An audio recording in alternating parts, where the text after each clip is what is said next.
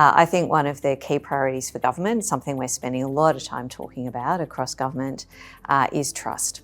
And how government earns trust from the businesses and the people that we serve, and how we retain trust. So trust is a key priority. One of the things we're spending quite a bit of time thinking about is how do we earn and retain that trust in the face of all of the emerging technologies that we're seeing in the landscape at the moment. And interestingly, where I work in the Australian Public Service Commission in partnership with the Prime Minister's Department, we've recently put in place a new initiative called Long-Term Insights Briefings.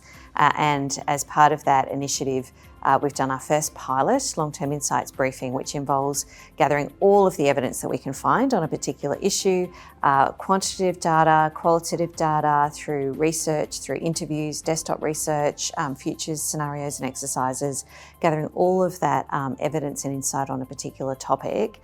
And the topic that we ran as our first pilot was, how does use of artificial intelligence impact the trustworthiness of public services? So from that, I'd say that use of emerging technologies like artificial intelligence is actually an emerging issue that we need to treat really carefully and think carefully about when it comes to earning and retaining trust from the citizens that we serve. And there were some really interesting insights out of that long-term insights briefing exercise. One of the things that really interested me is that people expect us to use artificial intelligence and new and emerging tools. So Australians actually expect that governments will use those things, and they expect that we'll use them carefully and wisely and to good effect. So that was a really important insight. We're not burying our head in the sand and just pretending it's not out there. We're actually engaging with it, but doing that in a really thoughtful way. One of the things, the other insights that emerged is it's really important that when we're using these emerging technologies to build and increase trust, we need to use those technologies to make services better. So if we're using those tools to increase the effectiveness, increase the tailoring, the targeting, the efficiency, the accessibility of services, then that will actually increase trust in those services. The other thing that's really key is transparency. It's really important that when we're using those kinds of tools, ChatGPT or other kinds of tools that might be emerging to look at, is we need to be very transparent about that.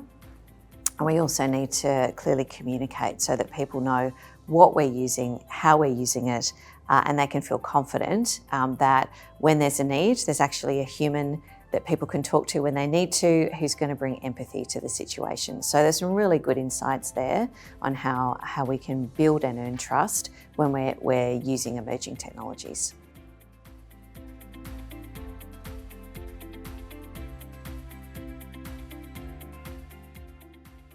One of the things that we think is really important for confidence in government is not so much what government is working on, but there's a really important component there of how we work. And there are times where government needs to do things in a way that's just a bit more human. We're very good at technocratic type decision-making, expertise, doing kind of large-scale transactional systems. So thinking about things like the tax office, things like Services Australia, they are large service delivery systems, and that really matters, and they are very good at doing what they do. There are times though when we need a bit more of a relational approach to how we do service delivery or policy design. And one of the things we're working on is what are the times where government needs to actually partner and engage really quite deeply with the communities, the families, the people that government is serving and that the public service is serving on behalf of government. So we're doing a piece of work on how do we support the public service and lift the capability of the public service to partner better as public servants, to partner better with the communities, the families and the people that we're serving.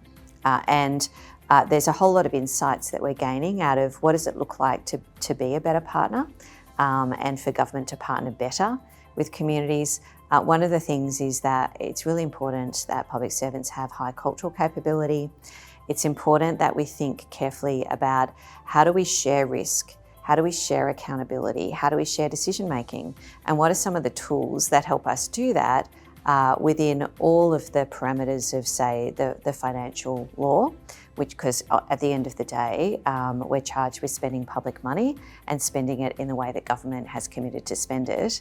But how do we do things like, for example, pool funding consistently with our financial frameworks, but how do we pool funding in a way that we can actually engage with the community, listen to what the community wants being delivered, and then work across different portfolios to say, well, actually, we might need a bit of funding from social services, we might need a bit of funding from education, we might need a bit of funding from health, and then combined, those things will actually deliver what communities are saying they need in a place in their local community. So the ability to engage deeply and partner and get out on the ground and listen really helps us to understand what's needed in those circumstances.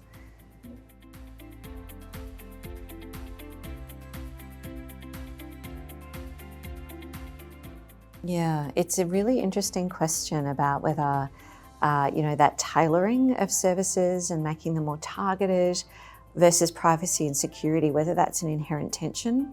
I think it can be, but I also think there's ways that, in lifting the capability of public servants to tackle some of those challenges, there are some things that we can do that I think can tackle both things at once. So a good example of that is the work we're doing around psychological safety. We're doing a lot of work thinking about how do we equip public servants, particularly senior leaders in the public service, as well as our team leaders in the public service, who are kind of the coalface of managing our people across the service. At the end of the day, a public service is made up of people, and people are human, and people kind of react and are driven by different things that manifest in how we work and how we worry about things like privacy and how we think about innovating to do a better job for the people that we serve. So the work that we're doing around psychological safety is how do we encourage our leaders to build more psychologically safe culture within the public service, because at the end of the day, if all of our staff, if all of our people feel comfortable to ask curious questions or have an idea, knowing that if they put an idea forward, it's not going to be shot down and people aren't going to make fun of them or think that they're stupid or uninformed, or if they're putting forward an idea and people are receiving that with curiosity, with thinking about the potential of it, without being defensive about it. If you get people feeling safe to put forward their ideas, and also if you get people who feel psychologically safe to raise their hand if there's something that doesn't feel quite right. It might be a privacy issue, something, the way that a process is designed to work might not feel quite right in terms of the results that it might be having. And so if people feel confident and comfortable to ask the curious question, take the risk, put up their hand when something doesn't feel quite right, that's what we're trying to do with the work that we're doing to support our managers and our leaders to create psychologically safe workplaces.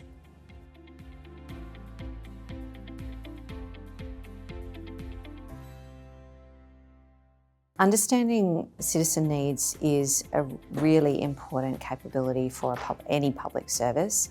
One of the things that we've been doing as part of the public service reform agenda that Minister Gallagher has been leading under this government, we've done a piece of work around establishing a vision for user-centred service excellence. We've done that work really closely and collaboratively, and it's been led by Services Australia, who do a huge amount of service delivery across Australia. But it's been a fantastic process developing that vision, because in itself the vision has focused on users. It's focused on what are people's end experiences, what do people value when they're getting services from the Australian government. And so it was a fantastic co-design process in the truest sense of co-design, because it brought a whole lot of people in who use government services, and a whole lot of workshops and conversations and kind of filtering and sifting different ideas and priorities. Out of that process, it distilled into two really, really simple concepts, that what users want is reliability of services and accessibility of services. And if we get those things right, then the services are going to work for users.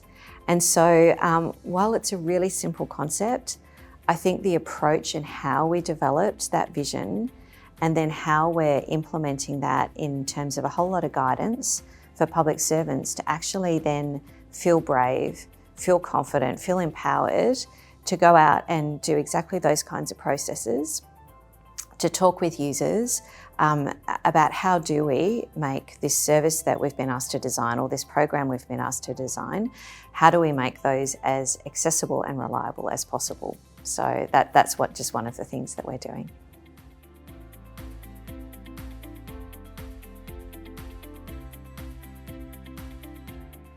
We've developed, through a similar kind of process, we've developed a charter of partnerships and engagement. And there's a whole lot of guidance sitting underneath that charter. It's available on our website for anyone who wants to have a look at it. But that charter basically outlines, here are the ways of working that actually are going to get us a better quality of engagement and a better quality of partnering when that is what we as a public service are being asked to do by government to deliver to the public. So I think there's a lot in the guidance there that if anyone's interested, they can go and have a look and understand how we're trying to take a consistent and a really informed approach to the way that we do those things.